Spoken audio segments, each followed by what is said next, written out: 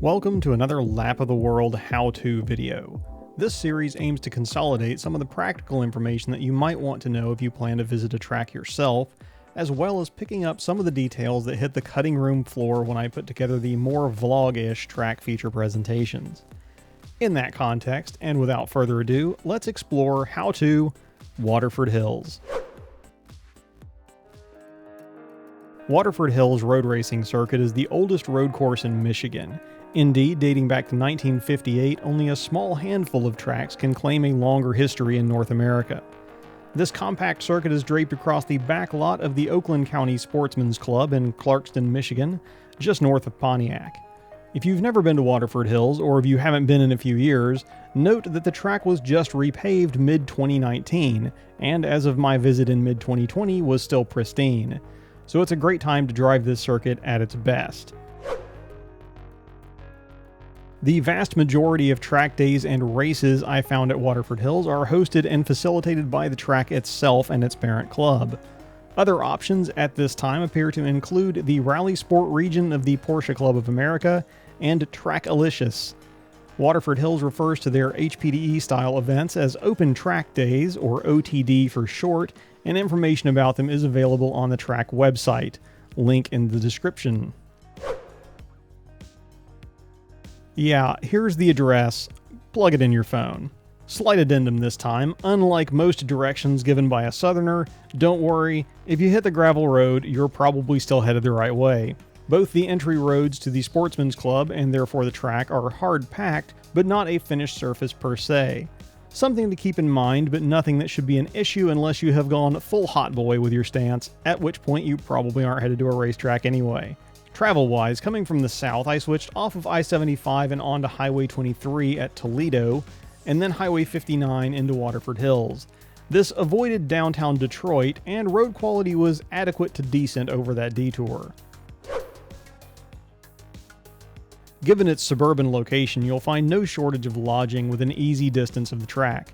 Both the town of Waterford to the south and Auburn Hills to the west offer several common chain properties 10 minutes from the track, with other options available just outside Pontiac along I-75. Personally, I opted for the Waterford Holiday Inn and was not disappointed for the roughly $100 a night. I can't really make any recommendations here as I packed all of my meals in on account of this being during COVID-19 restrictions in 2020. That said, Waterford Hills Road Racing itself does boast a small grill on site at the south end of the timing tower. If burgers, dogs, and the like don't sound like your fare, then there are numerous options, both locally owned and chains within minutes of the track in almost every direction. While there is notably no fuel available at the track, this close to Motor City itself, it should come as no surprise that gas stations and car part stores are in ample supply. There should be no drama finding your preference of either. Waterford Hills is not a building-full facility, with most of the grounds occupied by the track itself, neatly manicured infield lawns, and paddock space. Speaking of the paddock, it consists of paved streets around a grid of firm ground grass parking areas. So as always in these situations, bring something to put under your jack. Of the few structures on site, the timing tower contains the aforementioned grill and concession stand, well-kept restrooms, and under normal conditions, the uppermost observation deck. Adjacent to that sits what I will call a tech shed that also houses a well-stocked gift shop, so you can buy the t-shirt that shows that you've been there and done that. You will also find a pavilion and observation deck just south of the timing tower, useful for spectating or shade. I always like to pre-learn as much as I can so as to maximize my use of track time while I'm at a facility. Watching YouTube is free, PC sims are cheap, track time is expensive. For Waterford Hills, you will want to look for videos from mid-2019 and later.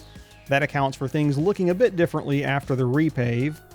If you prefer the interactive approach, a mod is available for Assetto Corsa, though of note it is the old track, so those concrete patches that exist in the simulation will not be there in real life as points of reference.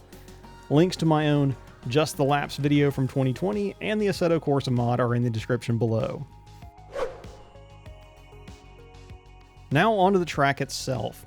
If you would like to see me driving consecutive laps of Waterford Hills, please find my Just the Laps video, a link to which is probably appearing in the upper right corner as I say this. Consisting of 1.5 miles of asphalt and 8 turns, a lap of Waterford Hills is both technical and exciting, if not outright fast.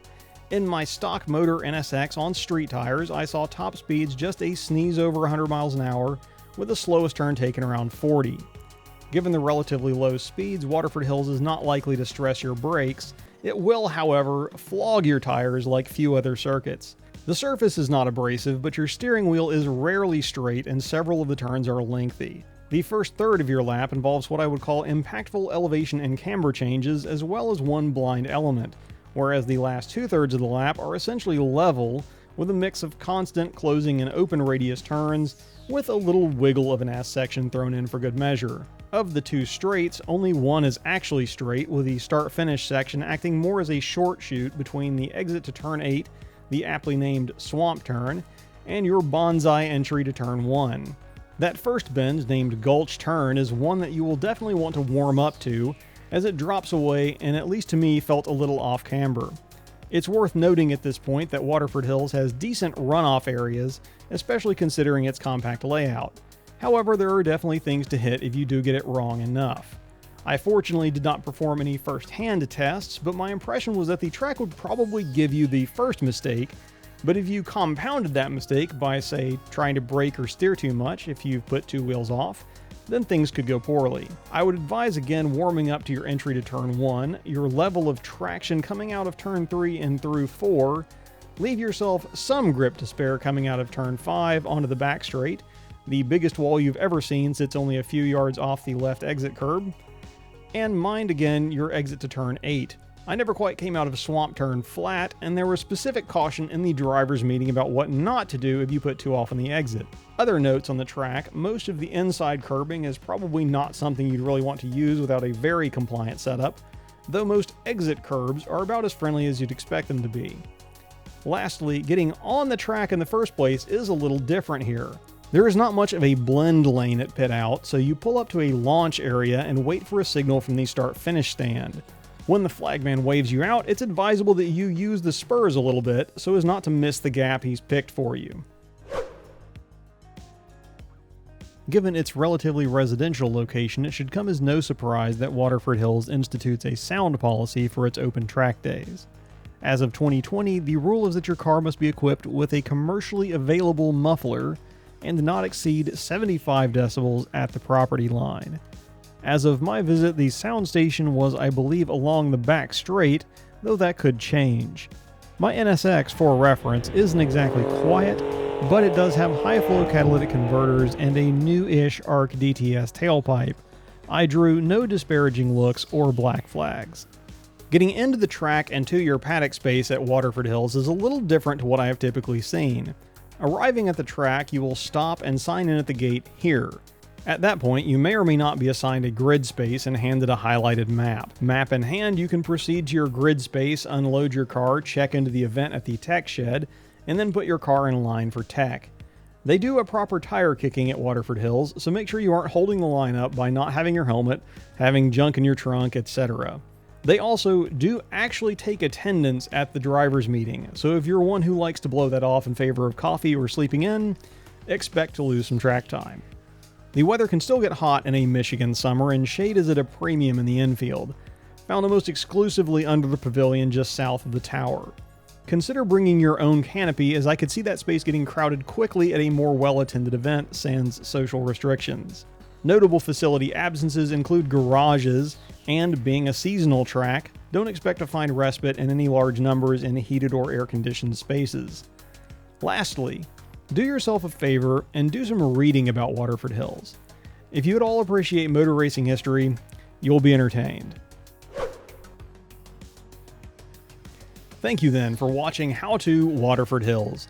Hopefully this has been helpful to you if you plan to visit this unique and historic facility.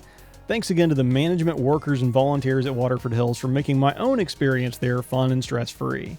If you enjoyed this video or found it helpful, please remember to leave a like, comment with any suggestions, and consider subscribing.